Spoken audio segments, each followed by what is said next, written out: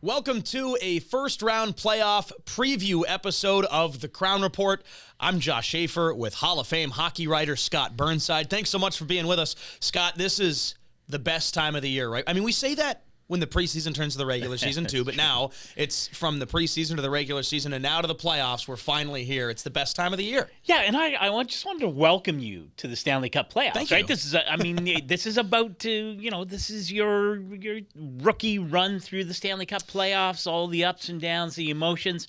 I'm going to date myself, but I will anyway. My first ever playoff round covered back in 1997, Detroit Red Wings, St. Louis Blues, part of a 2-year run when the Wings won back-to-back Cups in 97 and 98 was a pretty good lesson in the ups and downs of playoff life and what all that means. And you're right, there is nothing else like it in all of sport. It's the best playoff tournament anywhere, and we're going to start to see it Monday night with the Edmonton Oilers. Yes. Have we heard of those guys I think before? it's the Oilers. Part 4. Part 4, yeah. So it's the Kings and the Oilers. It's interesting because I was at Game 82 last year as a fan. Yes. Sat in the stands. The Kings had squandered the lead. We had talked about this on our last episode. And off the drop of the puck, Kempe picks it up, burns the player up the right wing, and scores to end the regular season, send the Kings into the playoffs. They were already in, but that kind of set in stone. Kings and Oilers, round 1. And back then, I was a little hesitant on how I felt going into the season, but you kind of bring up, this is my first go-around working with the Kings as they head into the playoffs. Yeah. I don't think I have been more nervous or excited for a hockey game in my life than Monday's Game 1 against the Oilers, because it's... things feel different around this year's Kings team. But regardless, it's been a great year for the Kings. It's been very exciting. There have been some ups and downs, and the Kings have had to persevere in a lot of different ways this year. And it culminates with them being the number 2 seed out of the Pacific Division. They have home ice for the first round, and for the first time against the Oilers now in their 4th consecutive playoff meeting against Edmonton. But it just feels like maybe clinching home ice has made not just for me, and maybe not just for you, but maybe for the fans, it makes the series feel a little different. Well, yeah, there's so much that feels different about this team and this dynamic year over year. And you can start with the players that have come here and made important contributions and huge impacts. Darcy Kemper recently voted the team MVP by local media. Warren Fogle. You go back to the trade deadline, Andrei Kuzmenko, and you go down the list, and this is a different team, and it has a different attitude. And I think the fact that, Jim Hiller, who was the head coach, of course, in the playoffs last year, I think there's a world of difference when you are a head coach, you have your own staff from the beginning of the season. And I talked to a number of people who believe that the attitude around this team and the identity, we use that term a lot here when we're talking at Crown Report, this identity is very different. And I think there is, a high level of confidence surrounding this team going in. I'm working on a piece on what do the playoffs mean? What makes it so special? What is it? What's it like to be in the playoffs? And the Kings are fortunate. They have a number of players who have gone the distance. They have some players who've gone to the very brink and didn't quite get over the hump. Warren Fogel's one of those guys. A year ago, played in Game 7 in Florida after the Oilers had erased a 3-0 series deficit against Florida. And he and I talked the other day, and he talked so glowingly about the single-mindedness of this LA Kings team. And he said when he was choosing a team to go to in free agency, he wanted a team that would have a chance not just to make the playoffs, but to compete for a Stanley Cup. And I can tell you he is certainly happy and believes that he's made the right decision in coming to the LA Kings. And I think when you look at the way that they built this team, it wasn't just to get past the Oilers in round 1. I think that's kind of what we all thought going into the season was it's probably going to be Kings and Oilers again, right? Like that's just the way that it's going to work out in some way, shape, or form.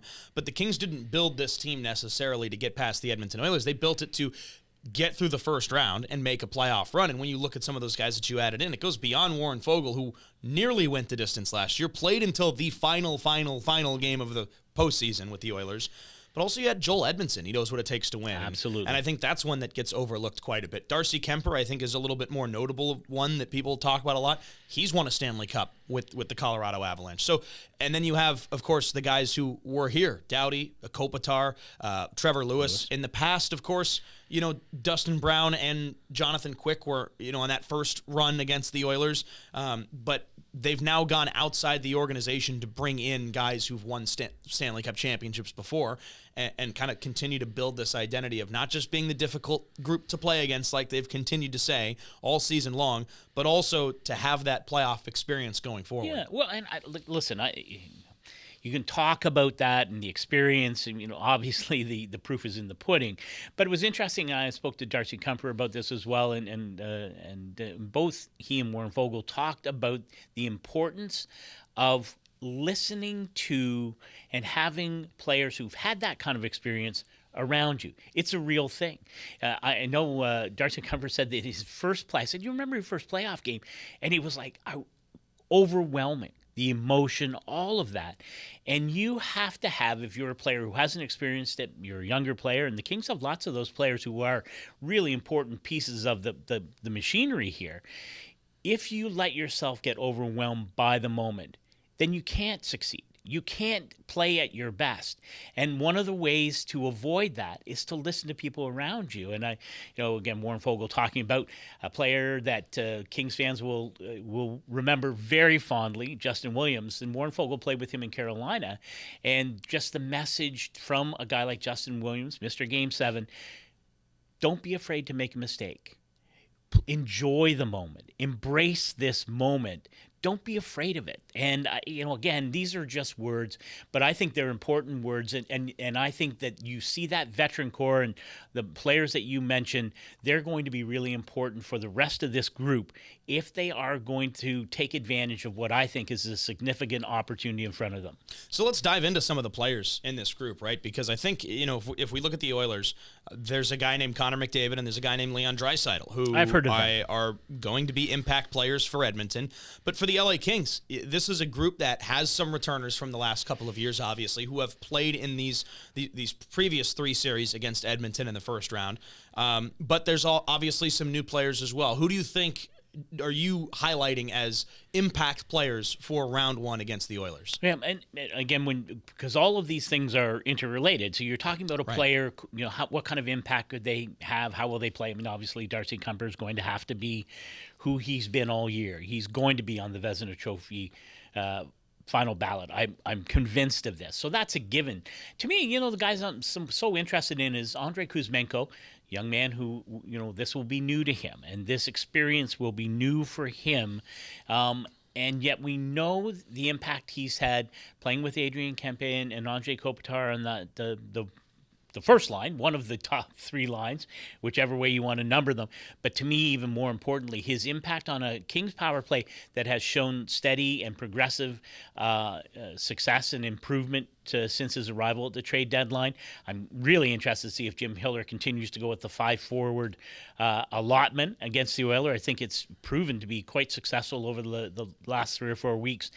And Andrei Kuzmenko is a huge part of that. And so, to me, it's going to be really important. We're going to talk about this as we get along here. But how the Kings fare in the special teams battle against the Oilers is going to be enormous on a number of different levels.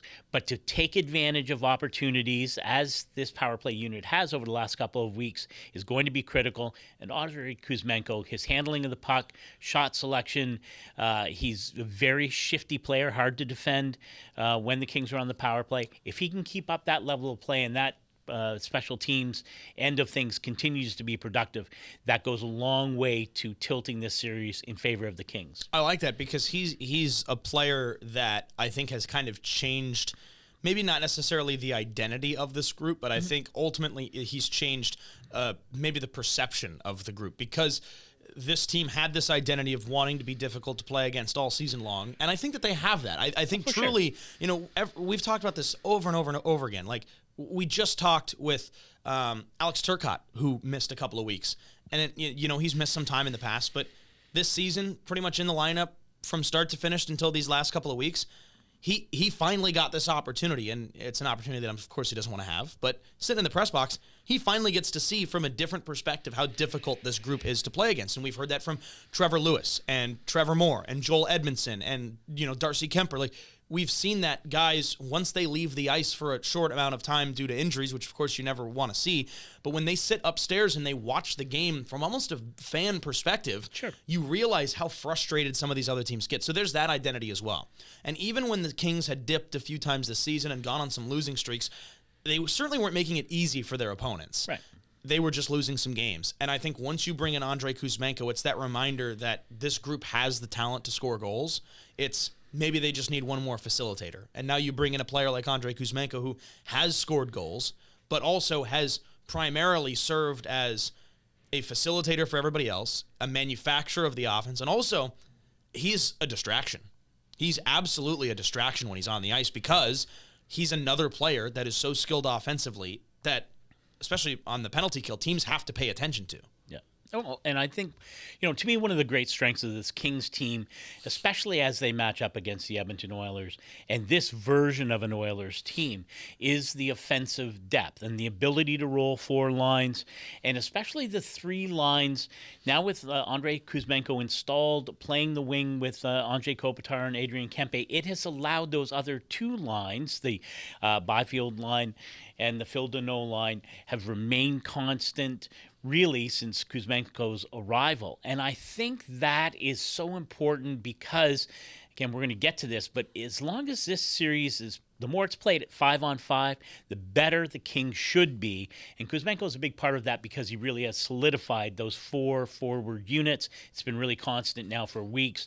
I think that's important going into game one as well. For me, I'm going to stick with another playmaker. All right. I'm going to take Kevin Fiala as an impact player for round one because Adrian Kempe, I think, is a guy that is obviously going to be an impact player for LA, has led the team in scoring these last three postseason series against the Oilers. But for me, you look back to kind of the midway point of the season, there was a game when Kevin Fiala wasn't in the lineup. There was some games where he had slumped a little bit, and Jim Hiller had continued to say, second half of the season, he is going to absolutely fly. He's going to take off. He's going to be tremendous. And he has been.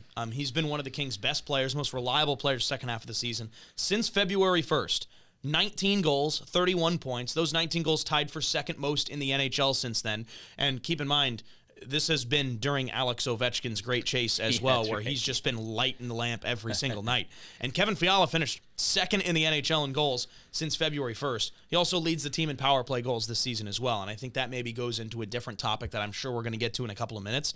But for me, if he can, like Kuzmenko, continue to produce at that pace and at that level come game one and beyond, that's a really good thing for the Kings because it's something that they just haven't been able to do consistently these last few years. And, you look back and these last three postseason series have shrunk by a game each year. So it was 7 games in 22, 6 in 23, just 5 in 24.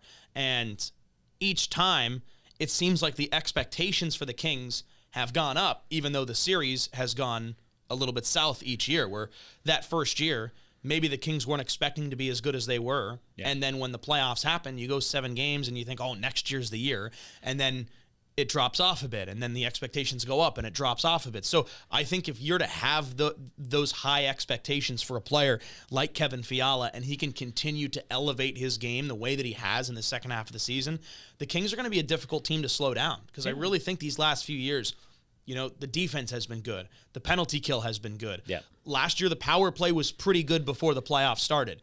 But now you're at a point in the season where it seems like all 4 of the Kings' forward lines have been rolling. The defense has been great all year. The goaltending has been great all year. The penalty kill has been great all year. But because of players like Kevin Fiala, like Andrei Kuzmenko, like Quinton Byfield, who we haven't mentioned yet, everything else is starting to uptick as well to get to a point where you're peaking maybe at the right time going into the playoffs, and I think Kevin Fiala has been a big reason why. Yeah, there's no question about it. I did a roundtable with some of my national colleagues, and Pierre Lebrun highlighted Kevin Fiala when asked this very question. And again, we'll maybe delve into this a little bit more, but we know that Matthias Ekholm will not be playing in this first round series for the Edmonton Oilers, and imposing top four defender for the Oilers. Pierre's point was he felt that Kevin Fiala especially will benefit from not having to match up against a guy like Matthias Ekholm, and he highlighted him as a Kings player that he was especially, had the spotlight was on, and I think for a good reason. He's admitted that Kevin Fiala, not Pierre, has admitted it's been, sort of an up and down season, and he and Jim Hiller and the coaching staff have worked hard to get Kevin's game into a place where everyone is happy with it. Now, I don't think there's any doubt he's played his best hockey, maybe ever, but certainly as an LA King over the last month. And a career high with 35 goals as well. I mean, he's just surged going into the playoffs. There's a bunch of other players we could have talked about as well, but Scott, you've got Andrei Kuzmenko. I've got Kevin Fiala. I'm sure some of these other guys will get mentioned in our next little segment here, which is determining factors. I think that you look no further than last year's 5-game series, and there are some pretty glaring determining factors in that series alone, like special teams. How does that carry over to this year, and how do the Kings shore that up? Is that maybe, at least on paper, the number one determining factor in this series? Sorry, I think it absolutely is, because everything flows from the special teams, and it's not so much how is your power play working, how is your penalty kill working. Go right to the granular baseline of it, and to me, it starts with the discipline. And if this Kings team can avoid taking unnecessary penalties, if they can play this series as much as possible at 5-on-5, they are the better team. And they should have success based on that. So you have to start with being disciplined. We've seen over the last few games, the team has taken some sloppy stick fouls, the trips and things like that. The games have meant little because they've clinched home ice advantage. So you don't want to read too much into that. But also it's a pattern of behavior that cannot persist into the playoffs. Right. Because, and I know Leon Draisaitl missed time. He'll be back in the lineup for game one. Connor McDavid just came back from injury. We know what they're both capable of. To take penalties, especially the unnecessary kind, the offensive zone penalties, the neutral zone, carelessness. Listen, penalties are going to happen if you're breaking up a scoring chance, all those kinds of things. Those are penalties you can kill, in theory.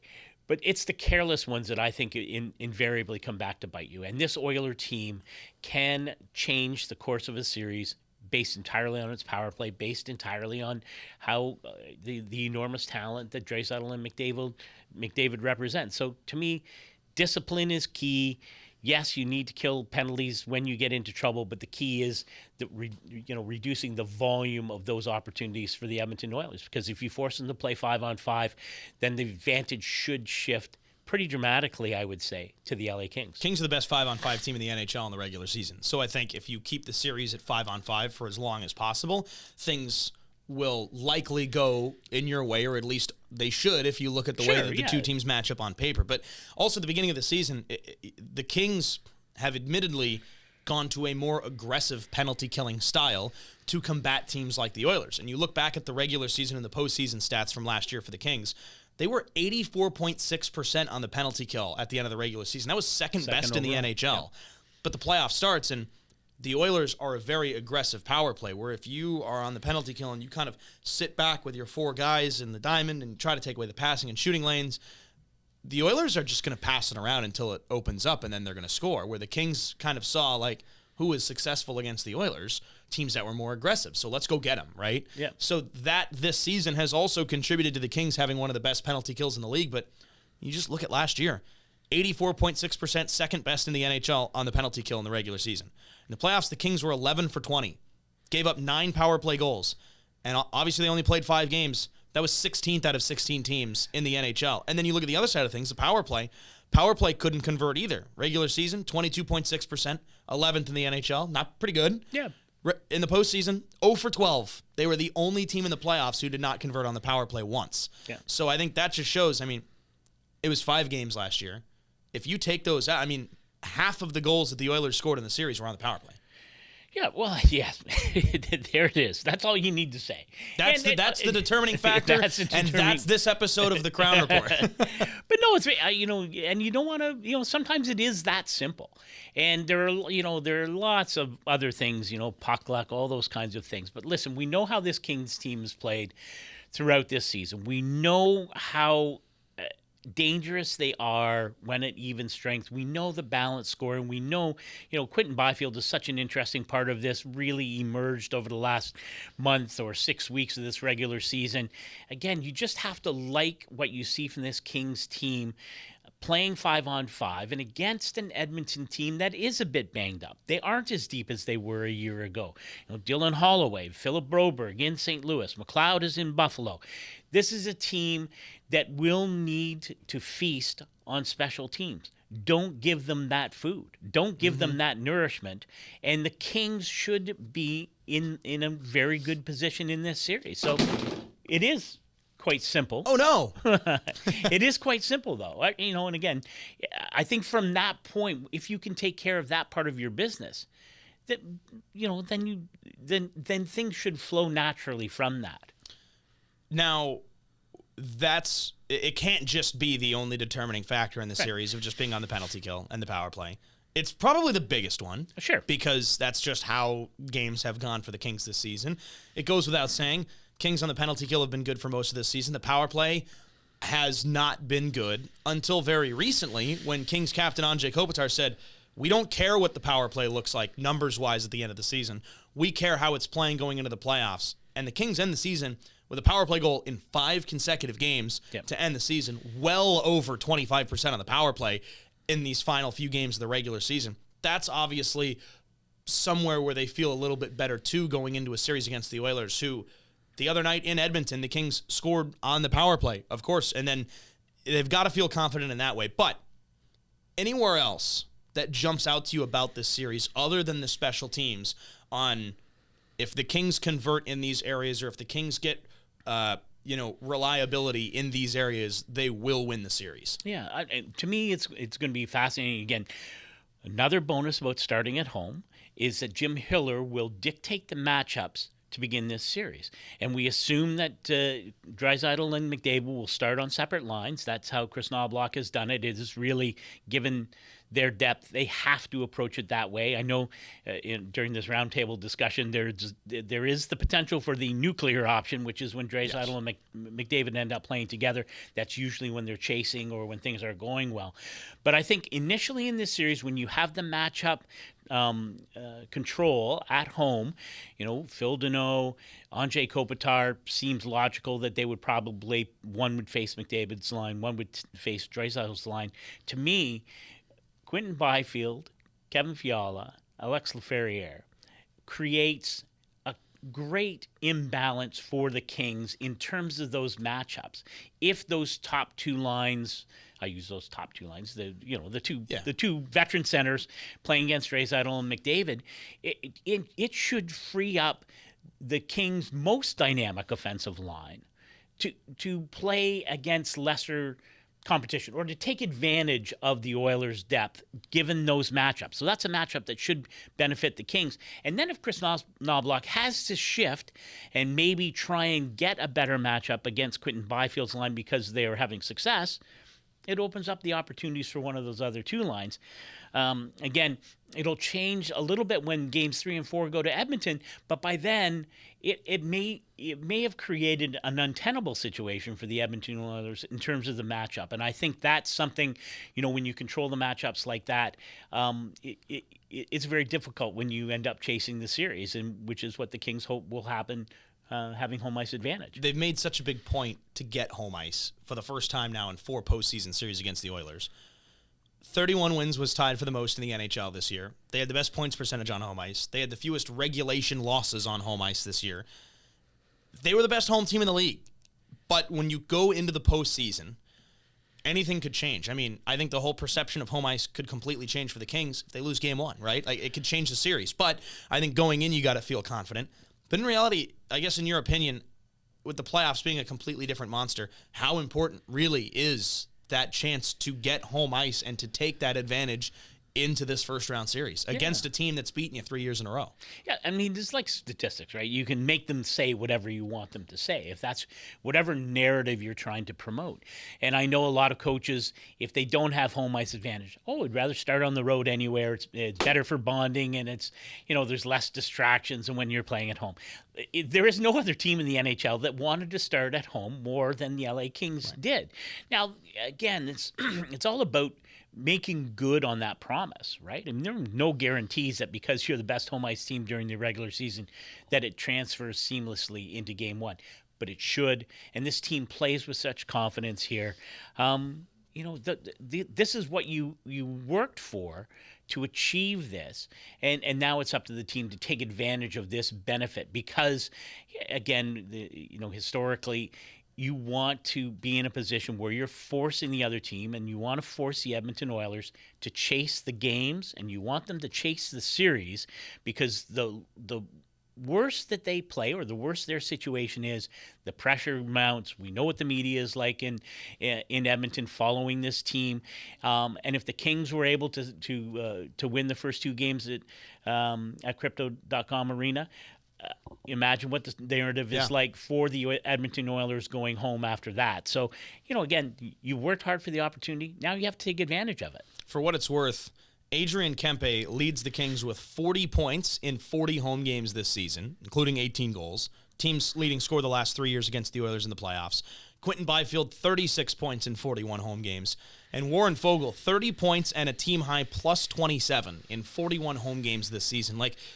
It's not just the team that's doing well. I mean, the byproduct of that is that the players on home ice are just playing so well. So, that's what you get from some of these guys. And one of the players that I think the Kings could certainly, it's not just a player, this could have been an impact player. We mentioned him already, but goaltending is a massive, I think, focal point and a potential determining factor in this series as well, because not only has Darcy Kemper been great at home and had a franchise record streak at home as well, but I think head-to-head against the Oilers this season, it's probably the first time in a couple of years that the Kings feel really confident about the head-to-head matchup between the goaltenders. Yeah, no, it absolutely is. And again, Darcy Kemper he's revitalized his career here this season in Los Angeles. He knew the organization from a brief stay a number of years ago.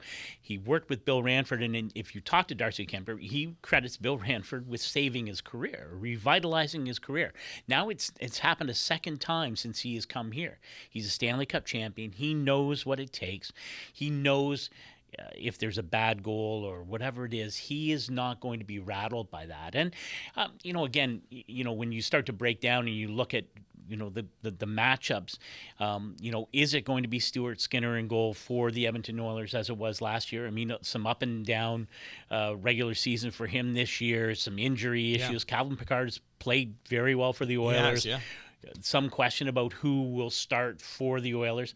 But by any metric, the Kings will enter this series on paper with a distinct advantage in goal, and that's an enormous part of this team's identity. And I think in terms of the confidence of playing at home, you just know that these players understand that Darcy Kemper is going to give them a chance to win every single night. I think one of the things you talk about, the home ice record, no one in that room assumes anything about Monday night. No one is assuming that it will be easy. No one is assuming that record means anything starting Monday night. But I think everyone understands how good they are in this place, in this home rink. And I think that's the key to starting the series on the right note. And it begins and ends with Darcy Kemper in the crease. Now, it seems like the Kings pretty much, I guess, kind of had a clear number one, at least going into the playoffs the last 3 years, but there were questions every single season. And you go back to the series in 2022, Jonathan Quick played in all 7 games. Numbers weren't overall great, and Cal Peterson did play in the series as well, the Kings' number 2. The next year, Korpisalo was probably the Kings' number 1 going into the season. Copley had been up for almost the entire year. Yes. And Korpisalo played in all 6 games in the series. Numbers were not good against the Oilers, and Copley played in that series as well. And then last year, too, Cam Talbot started 3 games. David Riddick, the backup, started 2 games for the Kings in that series. And ultimately, the goaltending, I don't think, was where the Kings wanted it to be. When Riddick came in and started those 2 games, he was pretty good. I mean, those were both 1-goal losses for the Kings. He only gave up 4 goals in total across 2 games. Right. But for the Kings, I think there are almost no question marks goaltending-wise going in when Darcy Kemper has been as good as he's been. Yeah, no, it is. It's like any of the other elite teams. There's no question in Tampa about Andrei Vasilevsky, right? There's no question in Dallas about Jake Ottinger. Go down the list of the teams that have a legitimate chance at winning a Stanley Cup, and I think it's fair to say there is a clearly defined number one, and I think that's, it's interesting though. Darcy Kemper won a Stanley Cup in Colorado in a playoff year where Pavel Francouz played quite a bit. So some injuries, and you never know what's going to happen. But assuming good health, Darcy Kemper is going to be the guy. He's going to be the guy every single night. He's going to be the guy starting on Monday. And if we're having this conversation in June, he'll be the guy that we're talking about. Absolutely. Well, Scott, always a pleasure. Thanks so much for checking out this playoff first round preview edition of the Crown Report. We are looking forward to hopefully being back with you guys again for a second round preview. But until then, enjoy the first round. Kings and the Oilers, Game 1, 7 p.m. Monday night in downtown Los Angeles. And we're all looking forward to seeing how it goes. We'll see you next time.